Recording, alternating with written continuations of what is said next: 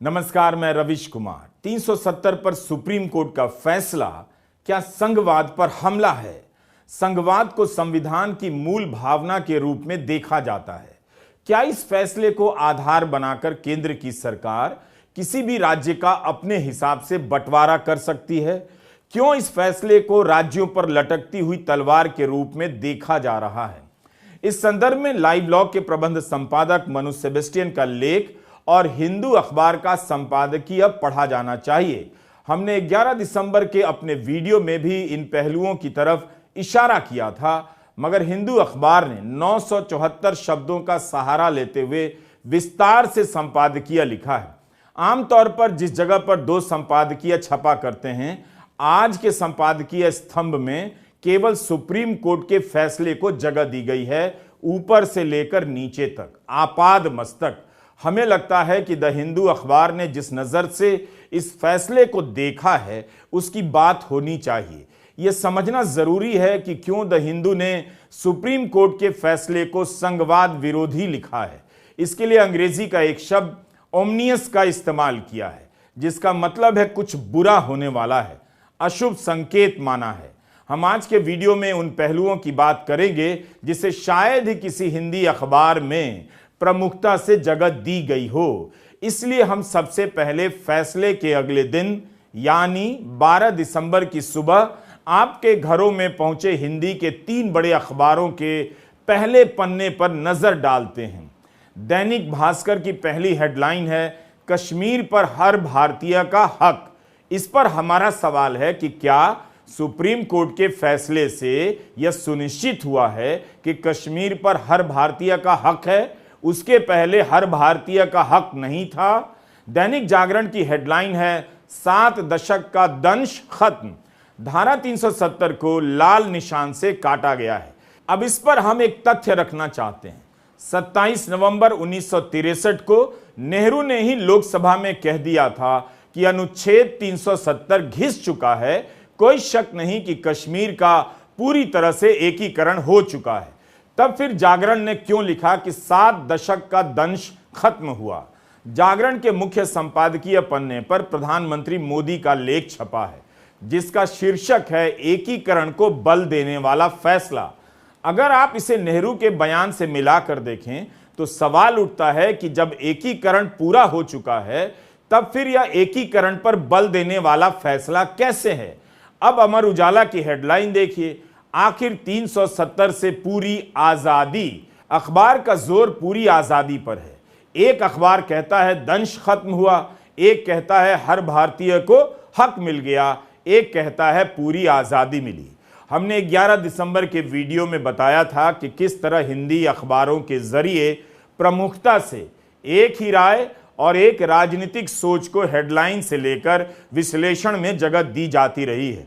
प्रमुखता का इस्तेमाल इसलिए किया क्योंकि कभी कभार असहमति के लेख कहीं किसी किनारे छप जाते हैं। अगर मुख्य रूप से देखें तो अनुच्छेद 370 को लेकर हिंदी अखबारों का coverage Bharatiya Janata party, RSS की सोच और राजनीति से अलग नहीं रहता। यह शोध का विषय हो सकता है कि 2014 के पहले से ही ऐसा रहा है। उस समय किस तरह से इस मुद्दे पर कवरेज हुआ करता था। लेकिन एक बात और है, यह भी हमने 11 दिसंबर के वीडियो में कहा है कि हिंदी प्रदेशों के विपक्ष के नेताओं ने कभी इस मुद्दे पर प्रमुखता से भाषण नहीं दिया, अपने कार्यकर्ताओं को प्रशिक्षित नहीं किया।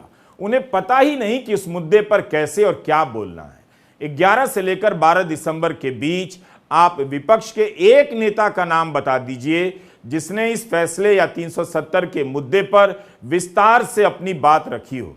विपक्ष ने भी इसकी राजनीति को कभी काउंटर नहीं किया है। आज हमने केवल 2 अखबारों में छपी खबरों की तस्वीरें ली हैं।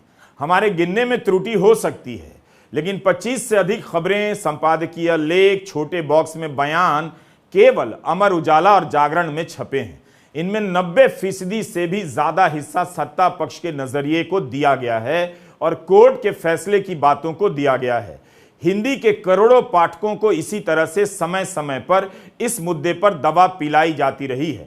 लिहाजा उन्हें एक ही बात का पता है और जो बात संघ की बात है। विपक्ष का आलस्य और संघ की मेहनत के कारण यह मुद्दा इतना बड़ा हो गया, जबकि जागरण में ही यह छपा है। हेडलाइन देखिए, जम्मू कश्मीर के पास नहीं थी कोई संप्रभुता। जब संप्रभुता थी ही नहीं किसी भी प्रकार की, बाहरी भी नहीं आंतरिक भी नहीं, तब फिर यह प्रपंच क्यों फैलाया गया कि कश्मीर अनुच्छेद 370 के हटने से एकीकृत हो रहा है? क्या इस तरह के भाषणों से लोगों तक पहुंचाया गया कि इसका हटना जरूरी है तभी एक होगा, जबकि 370 के कारण तो कश्मीर को किसी प्रकार की संप्रभुता मिली ही नहीं थी। अब हम बात करेंगे द हिंदू अखबार के संपादकीय की। एक दर्शक के तौर पर जानना बहुत जरूरी है कि वो अलग राय क्या है, क्या उसमें कोई दम है। 370 को लेकर आपको जो बताया गया और जिस पर आप यकीन भी करते हैं, क्या वह तथ्यों पर आधारित है? क्यों हिंदू ने सुप्रीम कोर्ट के फैसले को अशुभ संकेत माना, केंद्र राज्यों के संबंध या इसके लिए इस्तेमाल होने वाले संघवाद पर प्रहार माना है? हमने शब्दशः अनुवाद नहीं किया है, बल्कि सरल बनाने के लिए वाक्यों का कुछ विस्तार भी किया है। सुप्रीम कोर्ट ने अनुच्छेद 370 के तहत जम्मू कश्मीर को मिले विशेष दर्जे को रद्द करने के फैसले को सही ठहराया है। कोर्ट का यह फैसला न केवल जुडिशियल डिफरेंस है, यानी एक तरह से केंद्र ने जो कदम उठाया उसे आदर के साथ स्वीकार कर लिया गया है, साथ साथ यह फैसला कई मामलों में कोर्ट के अपने ही रुख से हटकर लिया गया लगता है। संघवाद, लोकतांत्रिक प्रक्रिया और कानूनी प्रक्रिया की पवित्रता पर कोर्ट अपने ही नजरिए से पीछे हटता लग रहा है। निश्चित रूप से यह फैसला बीजेपी के लिए राजनीतिक जीत है, लेकिन यह फैसला संघवाद के सिद्धांतों से छेड़छाड़ को भी मंजूरी देता है, ऐतिहासिक संदर्भों को समझने में चूक करता है और संवैधानिक प्रक्रियाओं को कमतर करता है। इस फैसले के जरिए संघीय सिद्धांतों पर सबसे घातक प्रहार तब होता है जब कोर्ट इस नतीजे पर पहुंचता है कि जब कोई राज्य राष्ट्रपति शासन के अधीन हो तब संसद उसके बारे में कानून बना सकती है। राज्य की विधानसभा के बदले संसद कानून बना सकती है। कोर्ट का यह मत कान खड़े करने वाला है और संविधान के बेसिक स्ट्रक्चर के फैसले की अवहेलना करता है, जिसकी अवधारणा कोर्ट ने ही बनाई है। इसके चलते अब छूट मिल जाएगी कि निर्वाचित संस्था की अनुपस्थिति में शत्रुतापूर्ण फैसले लिए जाने लगेंगे, जिन्हें बदलना मुश्किल हो जाएगा। सरकार और उसके समर्थक इस बात से खुश हैं कि संवैधानिक पीठ ने उनके फैसलों पर मुहर लगाई है। याचिकाकर्ताओं का कहना था कि सरकार ने गलत इरादे से काम किया जब 370 को निरस्त करने के लिए राष्ट्रपति शासन लगाकर राज्य का विशेष दर्जा खत्म कर दिया गया, ताकि जम्मू कश्मीर के चुने हुए प्रतिनिधियों की राय न लेनी पड़े।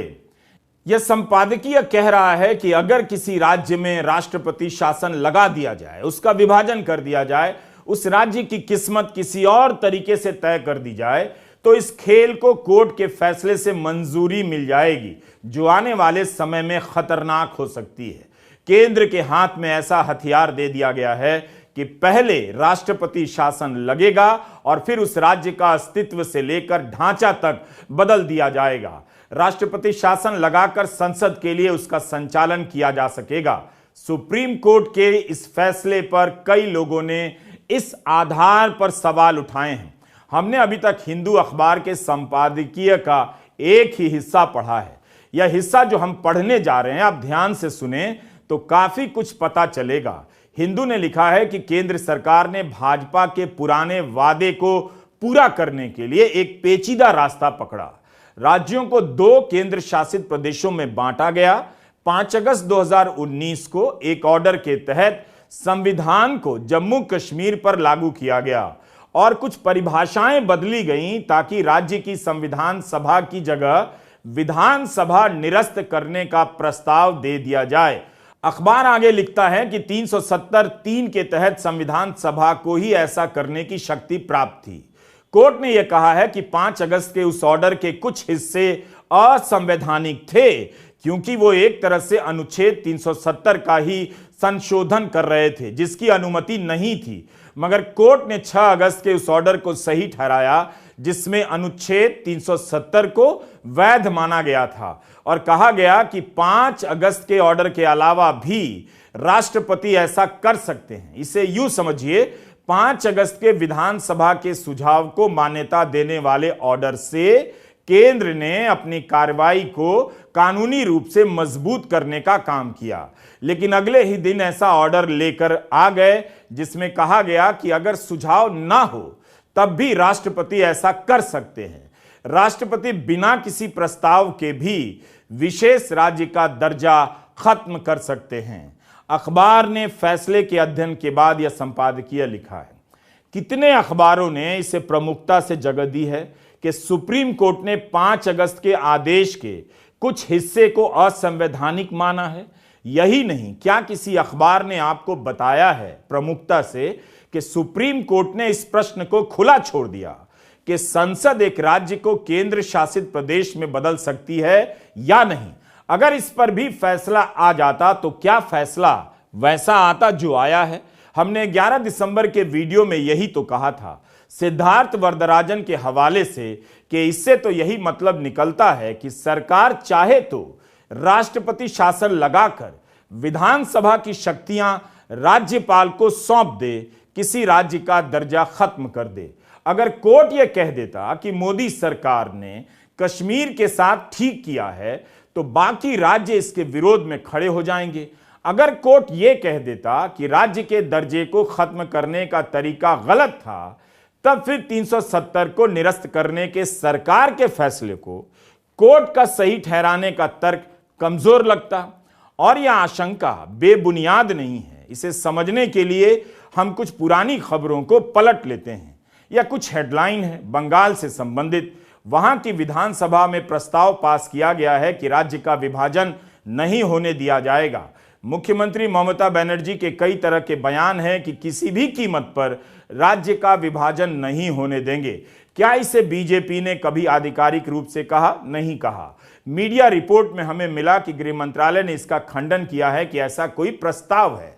लेकिन ऐसी बातें जब राजनीति में उड़ने लगती हैं तो दूसरे पक्ष को सतर्क होना पड़ता है। यह बात कि बंगाल का विभाजन हो सकता है आकाश से नहीं टपकी थी। स्क्रोल में शोएब दनियल की रिपोर्ट आप पढ़िए, 21 जून 2021 की है। विधानसभा चुनावों के नतीजे आने के बाद केंद्रीय एजेंसियों ने राज्य पर धावा बोल दिया, गिरफ्तारियां होने लगी। कुछ बीजेपी के नेता उत्तर बंगाल को केंद्र शासित प्रदेश में बदलने की बात करने लगे। 13 जून 2021 को जलपाईगुड़ी की एक सभा में मुद्दा उठ गया कि नेपाल और बांग्लादेश से घुसपैठ हो रही है, राष्ट्रीय सुरक्षा को खतरा है। जेपी नड्डा भी मौजूद थे जो बीजेपी के राष्ट्रीय अध्यक्ष हैं। उसके बाद राज्य के कुछ नेता ऑन रिकॉर्ड इसकी मांग करने लगे। अलीपुरद्वार से बीजेपी के सांसद जॉन बारला ने कहा कि मैंने इसकी मांग की है। अलग कामतापुर को लेकर आंदोलन रहा है, ग्रेटर कूच बिहार और गोरखालैंड को लेकर आंदोलन चलता रहा है। मेरा मत है कि उत्तर बंगाल को अलग कर केंद्र शासित प्रदेश बना देना चाहिए। बीजेपी के एक और सांसद ने इसकी मांग कर दी। बीजेपी के 75% विधायक उत्तर बंगाल के इलाकों से ही जीत कर आए थे। इस इलाके में बीजेपी का प्रभाव है, इसलिए अलग उत्तर बंगाल राज्य के जरिए बंगाल पर राज करने का सपना देखा जा रहा है। शोएब दनियल लिखते हैं, बीजेपी के प्रदेश अध्यक्ष का बयान आता रहता है कि आधिकारिक लाइन नहीं है, फिर भी हवा उड़ती रहती है। यहां 2 बातें कहना चाहता हूं। घुसपैठ के नाम पर आपके दिमाग में भूसा भरा जाता है, लेकिन क्या आप जानते हैं कि केंद्र सरकार ने सुप्रीम कोर्ट से कह दिया है कि भारत में कितने घुसपैठिए कहां रह रहे हैं, इनकी सही संख्या के बारे में बताना संभव नहीं है। सुप्रीम कोर्ट से कहा है केंद्र सरकार ने। क्या इस खबर को सरकार के मंत्री या समर्थक या गोदी मीडिया अपने चैनलों से या अपने ट्विटर हैंडल से ट्वीट कर रहा है? नहीं करेगा। क्या यह ऐतिहासिक नहीं है कि केंद्र सरकार ने हाथ खड़े कर दिए कि हम असम और पूर्वोत्तर के राज्यों में घुसपैठियों की संख्या का पता नहीं लगा सकते, मगर घुसपैठ के नाम पर बीजेपी के नेता अलग राज्य बनाने का भूत खड़ा करते रहते हैं। दूसरी बात यह है कि ठीक है कि बीजेपी की आधिकारिक लाइन नहीं थी, मगर धीरे धीरे इसी तरह कोई लाइन आधिकारिक हो जाती है। अगर सुप्रीम कोर्ट का फैसला केंद्र के हाथ में राज्यों के खिलाफ ऐसी शक्ति देता है कि वह चाहे जैसे बांट सके, तब तो वाकई इसके परिणाम खराब हो सकते हैं। हिंदू ने इस बात पर सवाल किया है कि राज्य के दर्जे की बहाली का वादा क्या किसी फैसले को वैधता दे सकता है। लद्दाख के केंद्र शासित प्रदेश के फैसले को ठीक ठहराने के बारे में हिंदू ने लिखा है कि यह केंद्र के लिए न्योता है कि किसी भी राज्य के किसी भी हिस्से से केंद्र शासित प्रदेश बना दे। हम आगे हिंदू का हिस्सा पढ़ रहे हैं। हिंदू का संपादकीय कहता है कि कोर्ट ने कहा है कि 1957 में जम्मू कश्मीर संविधान के भंग होने के बाद से भारत का संविधान टुकड़ों में लागू होता रहा है और स्पेशल स्टेटस का हटाया जाना एकीकरण की उस प्रक्रिया का ही निष्कर्ष है। हिंदू ने लिखा है कि अगर इस तर्क को मान लिया जाए तब भी ये बात संघवाद और लोकतंत्र के हर नियम की धज्जियां उड़ाती है कि संविधान सभा की गैर मौजूदगी में और जम्मू कश्मीर के भारत की संप्रभुता के अधीन होने के कारण भारत की सरकार पर उसकी बची खुची स्वायत्ता को खत्म करने पर कोई बंदिश नहीं है। कितना प्रोपेगेंडा फैलाया गया कि 370 के कारण जम्मू कश्मीर अलग सा राज्य है। उस पर बार बार हमारा है का नारा देकर हक जताया गया, जिससे यही संदेश गया कि कोई अलग हिस्सा है जिस पर हमारा हक है। कोर्ट ने साफ शब्दों में कहा है कि इस बात में शक की कोई गुंजाइश नहीं कि जम्मू कश्मीर के पास कोई संप्रभुता नहीं है। 370 बेमेल संघवाद को दर्शाता है। अलग संविधान, कानून बनाने के बचे खुचे अधिकारों या कुछ मुद्दों पर केंद्र के कानून बनाने से पहले उसकी रजामंदी लिया जाना उसे संप्रभुता का चोंगा नहीं पहनाता है। इस पर हिंदू ने लिखा है कि इन तथ्यों का यह मतलब कैसे हो सकता है कि जम्मू कश्मीर के प्रति जो ऐतिहासिक दायित्व निभाए जाने थे और जो वादे संवैधानिक पदाधिकारियों ने उससे किए थे, उनको सत्ताधारी पक्ष अपनी मर्जी से रफा दफा कर सकता है। यह है उस फैसले की समीक्षा। हिंदी के अखबार आप तक इन बातों को नहीं पहुंचने देंगे। प्रोपेगेंडा का स्तर इतना व्यापक है कि आप उसका मुकाबला नहीं कर सकते, बस कोशिश कर सकते हैं। अखबार कितनी मजबूती से यह बात रखता है कि कोर्ट इस पर फैसला देने में असफल रहा कि जम्मू कश्मीर को 2 केंद्र शासित प्रदेशों में बांटने की इजाजत संविधान देता है या नहीं। इस पर फैसला न देना न्यायिक दायित्व से पीछे हटना है और यह हैरान करने वाला उदाहरण है। यह शॉकिंग है कि कोर्ट ने एक ऐसे सवाल पर फैसला नहीं दिया जो सीधा संविधान के आर्टिकल 3 से उठता है और जिसके सहारे एक राज्य का दर्जा निम्न किया गया। हमारे 11 और 12 दिसंबर के दोनों वीडियो को बार बार देखिए और इन तमाम खबरों को भी पढ़िए ताकि आप इस फैसले की व्यापकता को समझ सकें। आप हिंदी के तमाम लेखों को भी पढ़ें और देखें कि उनमें इन बातों को कैसे लिखा गया है या किन बातों को गायब कर दिया गया है। केवल एक भारत श्रेष्ठ भारत के नारों से पन्ने भर दिए जाते हैं, इससे काम नहीं चलेगा। 2 खबरें ऐसी हैं जिनका जिक्र जरूरी है। हिंदी के अखबार में इनका जिक्र शायद नहीं मिलेगा। पहली खबर द हिंदू की है। पता चलता है कि राज्य में लोकतंत्र को लेकर केंद्र सरकार कितनी गंभीर है। हिंदू की विजेता सिंह ने लिखा है कि 2018 से ही जम्मू कश्मीर के 700 से अधिक पंचायतों में 12,000 पद खाली हैं। इन पर उपचुनाव नहीं कराए गए। जम्मू कश्मीर में 9 साल पहले विधानसभा के चुनाव हुए थे और सितंबर 2024 तक चुनाव कराए जाने के बारे में सवाल उठ रहा है कि चुनाव आयोग अगर यह कह दे कि अभी स्थिति नहीं है तो उसे फिर से और अगले समय तक के लिए, अनिश्चित समय तक के लिए चुनाव कराने की छूट मिल सकती है। सितंबर 24 की डेडलाइन को बाध्यता ना समझें, ऐसी भी राय है। तो हम बता रहे थे हिंदू की विजेता सिंह की रिपोर्ट। जून 2018 से जम्मू कश्मीर जो है वो केंद्र के अधीन है।